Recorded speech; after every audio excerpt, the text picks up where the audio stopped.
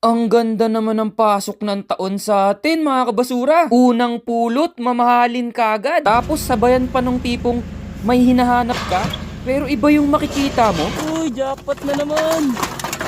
Charger lang hinahanap ko. Bakit eto naman yung binigay? Tara, sama kayo. Kwento ko sa inyo. Snowy morning, mga kabasura. Grabe, ang kapal ng snow, mga kabasura. Tingnan nyo yung mga puno, ang gaganda. Yuhuu! Napakaganda talaga tignan ng mga puno kapag may snow na. Pero mapa-snow man, init o ulan, heto, kailangan nating magtrabaho. At sinimulan ko nga ang araw ko sa paghakot ng mga lata na nandyan sa mga malalaking sako. Diyan nga'y kailangan kong isabit dyan sa magkabila ang gilid para maiangat ko ng maayos at pantay. Kapag may snow nga'y dahan-dahan lang talaga namin minamaneho yan. Kasi medyo delikado din kasi madulas. Minsan kasi kahit nakapreno na nag-i-slide pa rin yung gulong niya sa sobrang dulas ng snow. Kaya doble ingat talaga.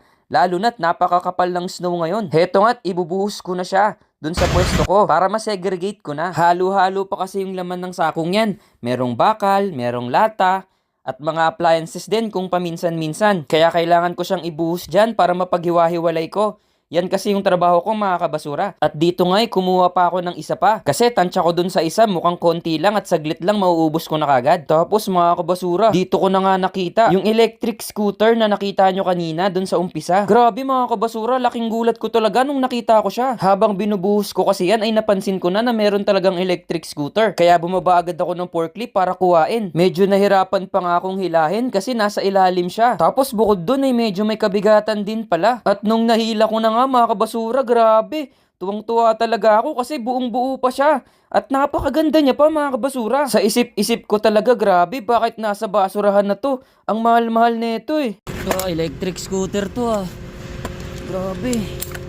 Sana may charger siya. Ay, mga kabasura. Ang ganda. Electric scooter, mga kabasura. Anong unok niya? Dito nga'y tinaray ko siyang buksan. Pero walang nalabas. Mukhang lowbat yata yung battery niya. Yun, meron pa siyang ganito oh. Grabe, electric scooter. Sana kasama dun yung charger. Tabi ko muna to. Itatabi ko muna to sa isang gilid kasi kailangan kong hanapin yung charger niya.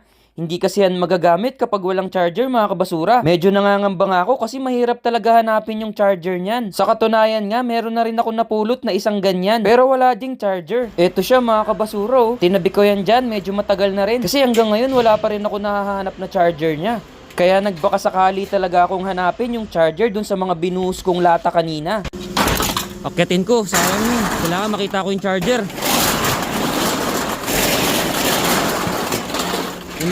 Tinabi ko muna doon yung scooter, yun oh. Ayan, nandun.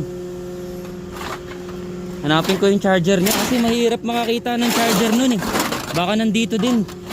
Habang hinahalukay ko nga yung mga latang yan, hindi ko talaga inaasahan na may iba akong makikita, mga kabasura. Minsan talaga na kapag may gusto kang hanapin, iba yung makikita mo. Uy! Uy, cellphone, mga kabasura, dalawa. Uy, jackpot na naman. Charger lang hinahanap ko, bakit eto naman yung binigay? Uy! Original po. Branded, mga kabasura. Ayos na, mga kabasura. Kota na tayo, kota na. Dali-dali nga akong bumaba para matignan yung dalawang napulot kong yan. Jackpot na naman. Hinahanap ko lang yung charger ng scooter. Tingnan nyo naman yung binigay, oh, dalawa. Oh. Ayos pa, buong-buo pa, mga basura.